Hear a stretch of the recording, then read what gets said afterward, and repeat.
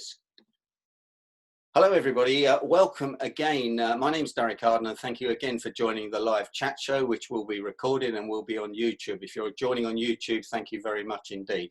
I'm honoured and privileged today to have Greg Ward with us all the way from Auckland, New Zealand. It's 11 hours in front of us. The New Zealanders have always been in front of us, and that's absolutely fantastic. And also in front of us on COVID-19. I see that the lockdown had almost worked in New Zealand till a couple of Brits turned up on an aeroplane and messed things up. So I'm not quite sure how popular we are. Greg, thanks very much for joining us, and congratulations on that background you've got there. I know you're a TV presenter, and I would expect to see pictures of Auckland and your on the screen, your website, etc., etc. Thanks very much for joining us. Oh, my absolute pleasure, Derek. It's a wonderful thing to be joining you from the other side of the world. And the great thing about Zoom, of course, or any of these platforms, means that we can connect. Right at the beginning of this whole COVID situation, I was talking with a number of clients who were, to be fair, as we all were, going into a severe state of shock. But the beautiful thing about the visual side of things, the Zoom, the GoToWebinars, the Microsoft Teams and so forth, is that connection is simply just a click away. Absolutely. That's all it is. The only thing that's changed is we can't meet face to face. We can't believe that this was not available 6 months ago. Well, it was available, but we didn't know how to use it. Now, Greg, when we were talking, you told me you're actually a Brit, really. You were born in Hemsworth in Yorkshire, and you worked for KPMG in London before you emigrated. Well done. I didn't know we had a Yorkshireman with us.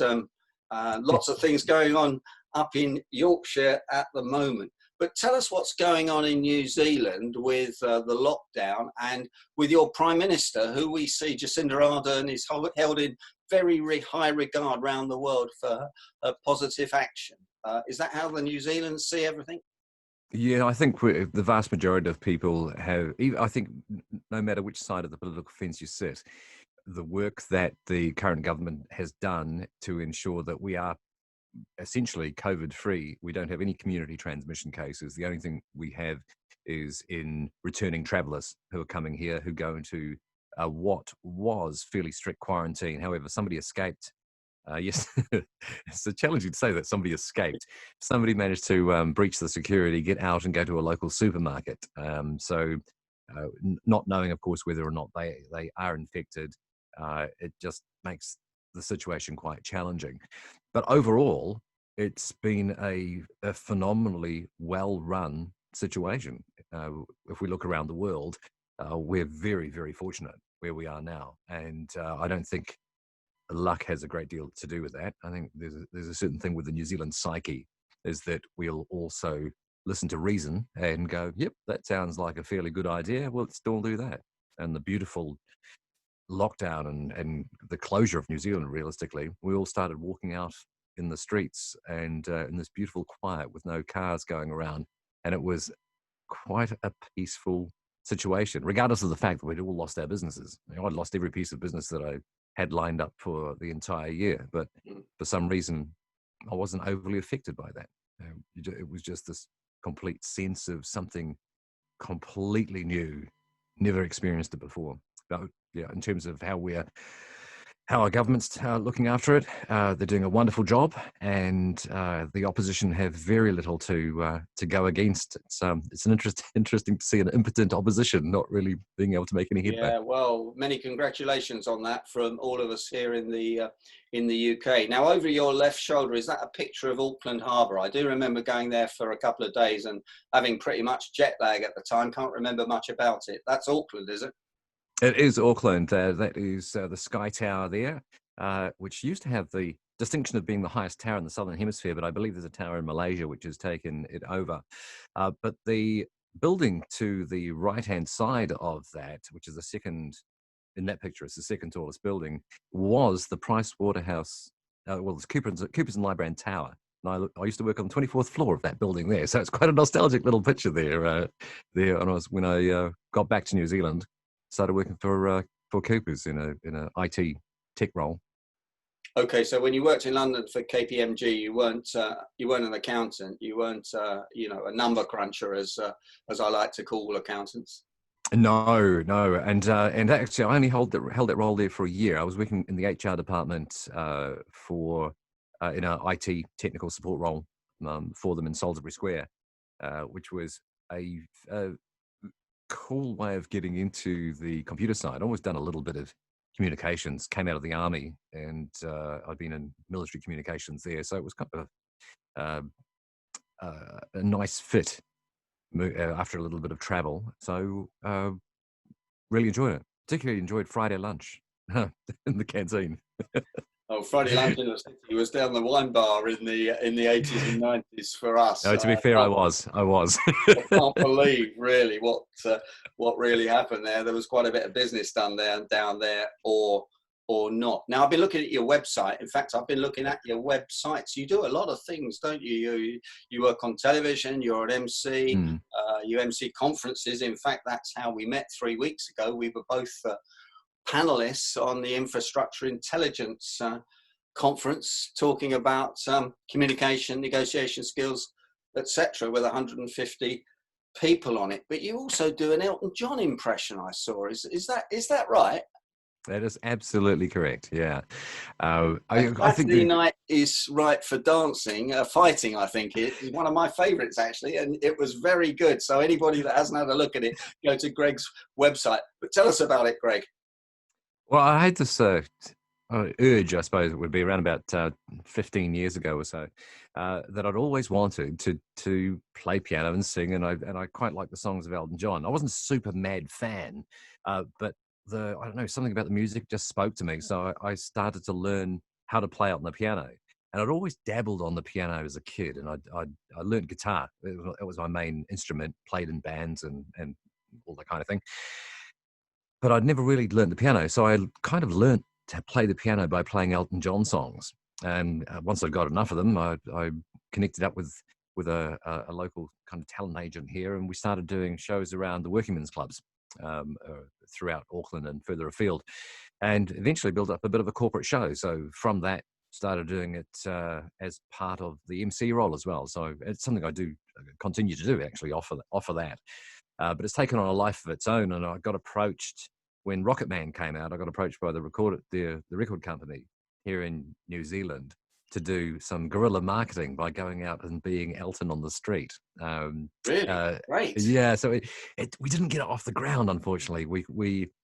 They started to have some cold feet about it and said, "Oh, we'll just get hold of head office and we'll talk to management and see what happens." It's like, the death knell, right? Let's email and wait for the response. And I said, no. It's always much better to ask for forgiveness than ask for permission. So unfortunately, it didn't go ahead. But I had a wonderful job with a casino for the Chinese New Year. Ended up with a 7-piece band, 8 dancers on stage, myself. Doing some really cool things. So got a bit of video of that, which actually I haven't released yet. So I'll have to get that up on the sites too. You need to get it up there. Ask for forgiveness. I think that's a fantastic takeaway, actually. Really is. Now, let's talk about the construction industry. I know you do a lot of emceeing in the construction industry. You do conferences all over the world. That's in a pretty tough place at the moment, isn't it? And you told me there's quite a lot of stressed out people in that industry at the moment. There is significantly now even more than ever, and the challenges that we have in the construction industry in New Zealand are mirrored around the world. And in New Zealand, it is the highest stress occupation in terms of suicide and suicidal ideation, and in general, people not being able to cope. And so this element with COVID has added another layer of stress to that, which means that as an industry, it needs a great deal of support. So I've got into the construction industry because of the work that I do, as you mentioned, with the conferences. So I've been doing work in New Zealand, work around the world with FIDIC, which is the International Federation of Consulting Engineers, which is how we got to meet via Andy Walker of Infrastructure Intelligence. And also with Consult Australia, and I've got some lovely connections in various different places as well, again in the construction industry. And we often talk about how can we support the individuals who are challenged. And one of the biggest factors is we're men to the vast majority. And as guys, we don't talk. We don't talk particularly well. We don't like to reveal the challenges that we're going through. There's an element of, you know, by being vulnerable, we feel that we're giving people other people power over us. When actually all we really need to do is to share and get these demons away from us. So there's a couple of organisations that have been instrumental, particularly in the New Zealand and Australian context. In Australia, an organisation called Mates in Construction got underway roughly 13 years ago, and it's had some significant benefit, sort of positive effect in being able to slow or reduce the suicide rates in the construction industry, which unfortunately has the highest statistics of anywhere, of any industry.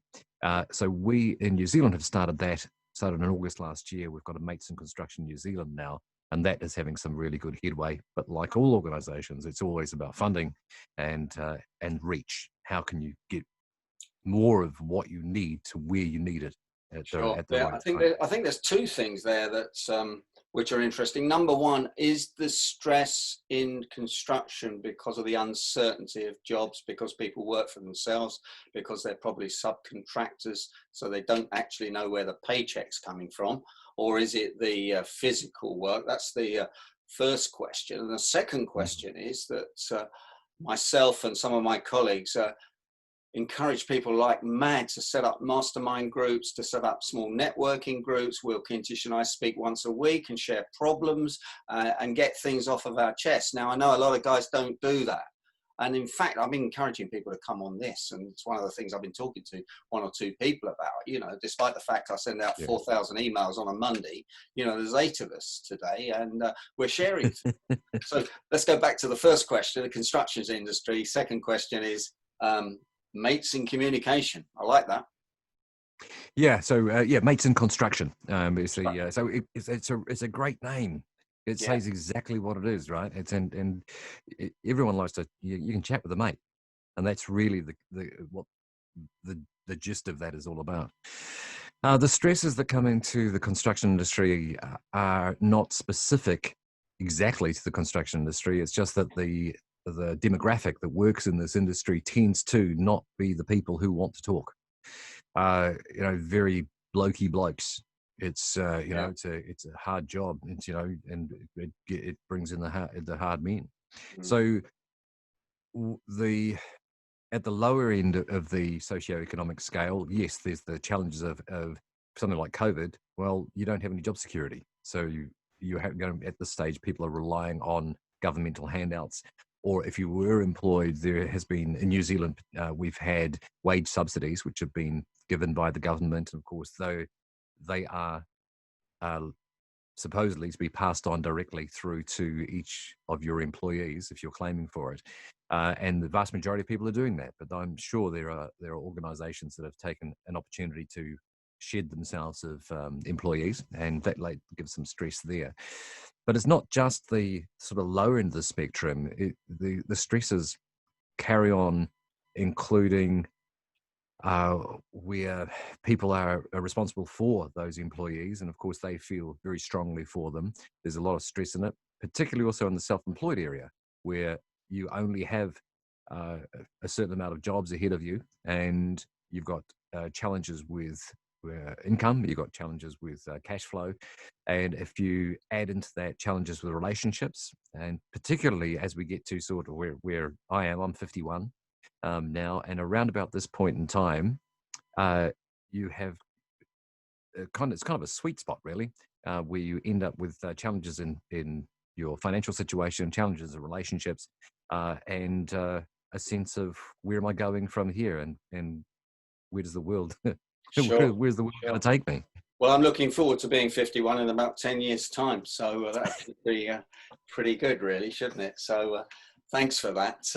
George, you're not war, talking, and all those things are just so important. Now, you help people a bit with mental management, don't you? And it's a subject that we have been talking about on this program. We've been talking about the mind body connection, that it's almost instantaneous. We found out through the behavioural psychologists recently.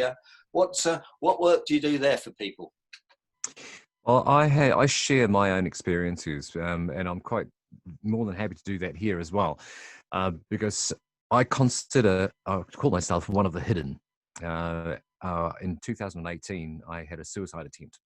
And this, actually, I'll preface that at this point by saying what I'm talking about now obviously has challenging and can be challenging for other people. And what I would say is, please, if you feel that that anything that you're hearing or from me at this point is disconcerting or is bringing up challenges for you, there are multiple numbers to call. Unfortunately, I don't know in the UK what those numbers are, but seek professional help. Well, you would say. call the Samaritans over here or Yeah. something like that. So if anyone's watching it on YouTube, then as Greg says, seek professional help as early as you can, and don't be scared to do that. Just pick up the phone and do it. Thanks, Greg, for that. Yeah. Yeah, absolutely. And so it doesn't matter where you're from, how you lead your life, or what industry you're in. At some point, the potential is there for it all to come to a head. And to be fair, there was quite a number of precursors to it, and certainly wasn't the first time I'd been in this kind of state, but it was certainly the furthest I'd ever gone down this path. Thankfully, although I'm pretty successful at most things I attempt, thankfully I wasn't at that. But the challenge for me was I was actually at a conference in Australia, and I arrived there on the Sunday night, had this incident, and the following morning, the convener of this conference said to me, I've got a challenge, a bit of a problem, and I wonder if you can help me out. And of course, as an MC, my whole role is, it's all about you. How can I help you? It's always this energy going out. And I said, yep, sure, what is it? And he said, well, I'm going to close the conference, and we've got a half-hour slot, but I'm only going to talk for 15 minutes. And I was wondering if you could close with this final 15 minutes. And what was the rub of this was that the conference theme was diversity, performance, and well-being. And he was going to speak about well-being, and he wanted me to speak along the lines of something in the well-being field. He had no idea what had transpired. So, of course, in MC mode, I go, yes, of course, absolutely. And so I made up some story, well, half true story about some workplace bullying, and decided I'd do that. So 2 days later, we get to the end of the conference, and he stands on stage and he reveals this story about himself. He'd nearly drowned with his son in the surf, and he'd been rescued by a couple of surfers. He'd found them on surfboards, but he'd got to the point where he was really last breath kind of thing. So he got to shore, and from that point started having these massive anxiety attacks about what might have happened. He couldn't sleep. He had nightmares, waking in cold sweats, and he decided that he would do something about it. So he went off and got swimming lessons, and he hated it, hated every moment of it, and he was completely fearful. But he pushed his way through it. And what had happened for him here is he'd invited his wife and his son to come to this conference, and he was telling them this from the stage, and he hadn't revealed this to them. He'd been doing all this in secret. And it was this beautiful cathartic moment that I saw happen in the room, and the feeling there was amazing. And I'm still in crisis mode, but I realized that I can't tell this bullshit story that that is going to close the conference up. And so for the first time, I stood on a stage and I started telling people what was happening for me. I didn't go into any details of what had happened, but I just talked about the journey that I'm on, and how this role affects me, and there's very high highs and very low lows. And although I'm part of your group, I'm not part of that group, and you might invite me to come along, and it's all lots of bonhomie. But the thing is that I'm going to end up in a cold hotel room in the middle of the night, 3 sheets to the wind by 3 a.m., and in a very bad and low place. And this was a regular cycle. And it was the first time I'd ever said this. And I walked off that stage and got halfway through the room, and someone touched my arm, and it was a young lady. And she just said to me, "Thank you for saying that. I thought I was the only one." Wow, wow, wow. And that moment was the catalyst. It was the sudden realization that what I'd gone through had positive impact. And by revealing it and talking about it, I had a positive impact on one person. And if I've impacted one person, how many other people had I impacted?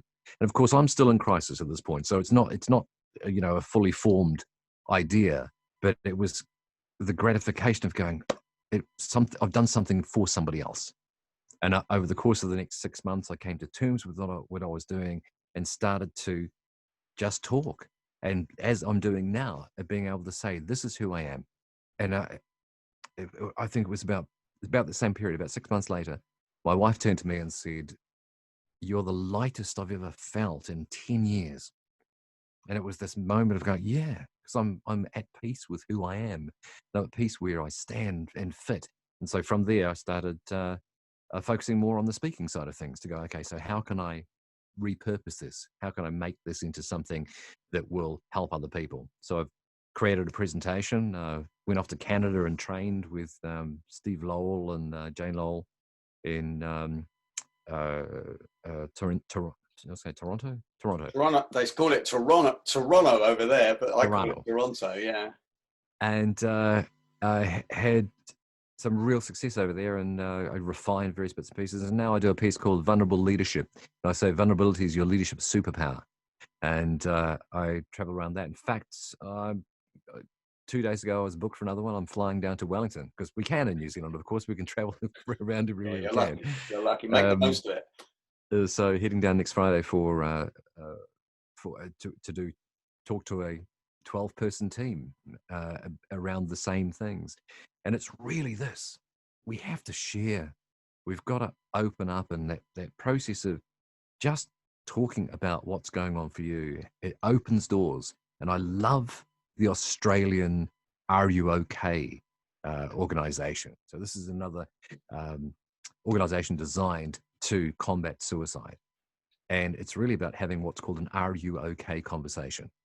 So you can ask somebody and say, are you okay? Now, it's a binary answer. You're going to say yes or no. Mm. But rather than doing that, I'll preface this by saying, I'm going to have an Are You OK conversation with you, which has a completely different meaning. And then I can say, are you okay? And then it has a very different answer. And you know, I mean, we all know this. We'll see people and we go, there's something not quite happening there. It's not quite right. And we can either choose to do Greg, something you about say it that or when move on. you sort of intuitively realise that person. Correct. Because, in Britain, I don't know what happens in Australia or New Zealand, but we ask people how they are, but we don't want to know how they are.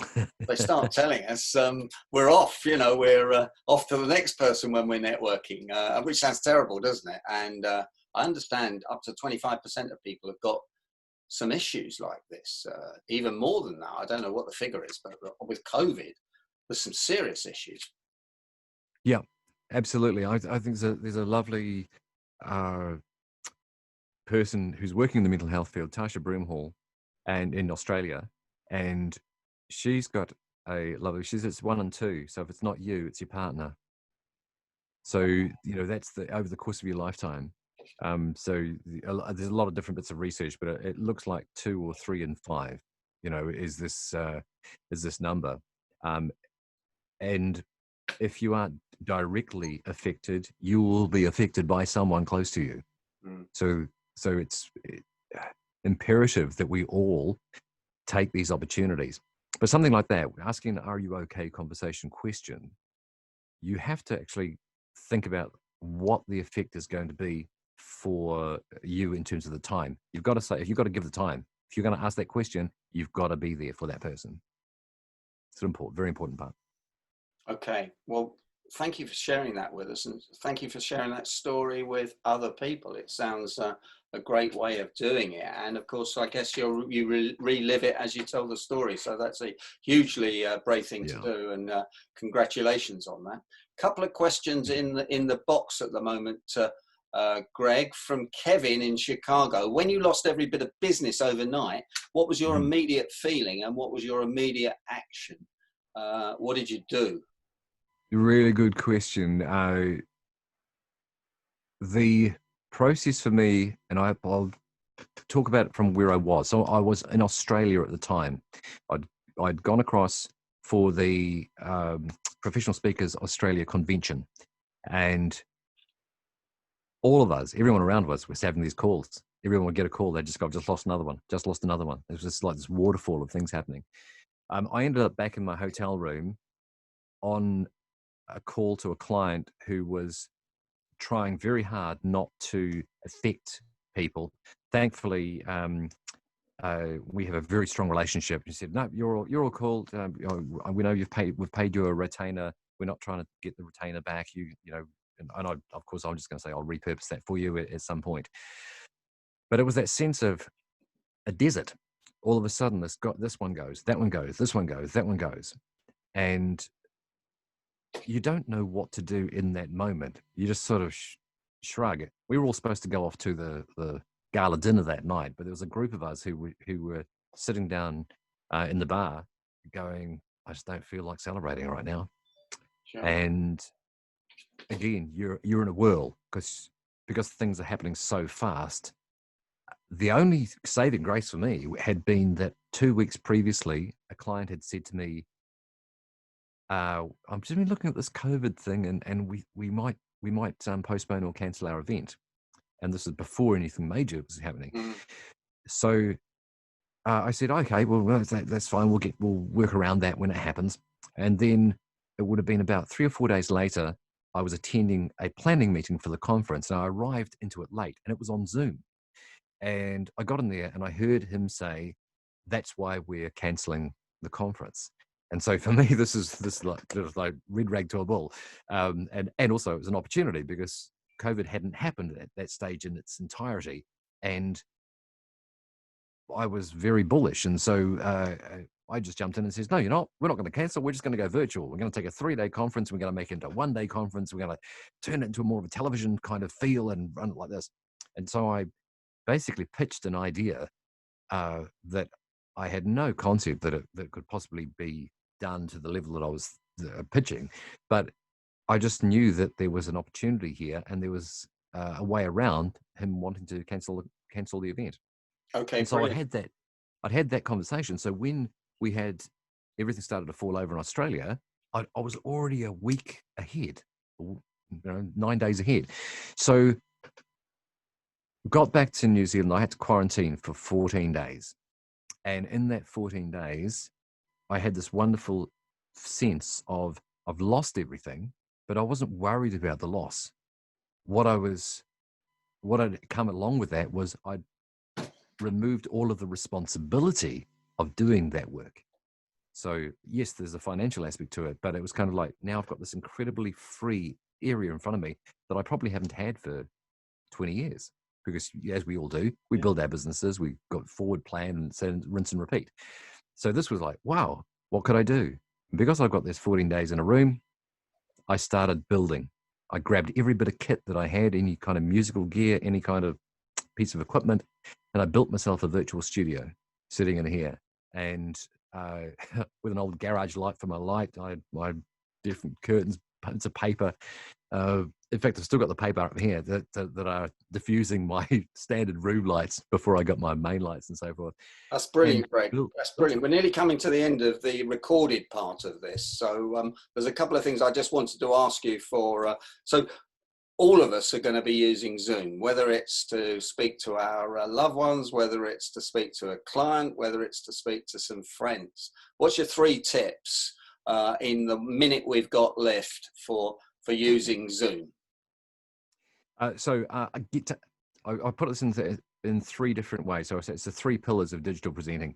The first one is technology. So understand the technology. And the biggest thing is audio. The first thing that we will forgive video. We know we've got bandwidth dropouts and so forth. Yep. But if your audio is not crystal clear and clean, you're going to not going to have that connection with your audience.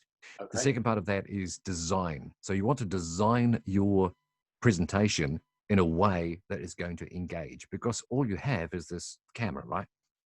And in terms of that, when we're presenting down the barrel of a camera, you have to remember it's a one-to-one relationship.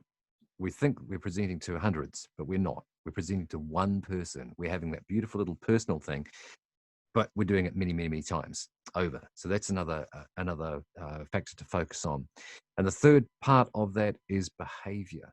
So because we're not in the room and we can't judge or see necessarily the feel and flow, we can use the optics of the camera in a similar kind of way that we can do with if we're in a real life situation. So if you want to come in close to be conspiratorial, you can get up nice to close to your microphone to be nice and quiet.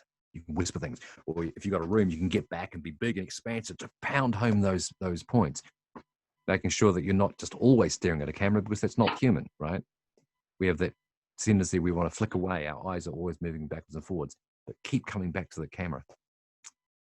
Brilliant. Sorry, there's a lot of different points there. No, there's a lot of points we could cover, and I did actually record on YouTube how to use Zoom, but I know I missed a lot of points. So I'm just going to sum up by thanking you so much for what you've done for us today, coming in from Auckland, because you've really shared some secrets with us, I know, which is absolutely brilliant. It's about about 6 minutes past midnight in New Zealand, I think now. So we are privileged and honoured that you've come on. Would you stay on for a little while after I stop the recording to answer some more questions, and I'll unmute everybody. So Greg Ward, international speaker, MC, thanks for joining Derek's live chat show today, and I hope you'll join us again at some time in the future. Thanks very much indeed, Greg.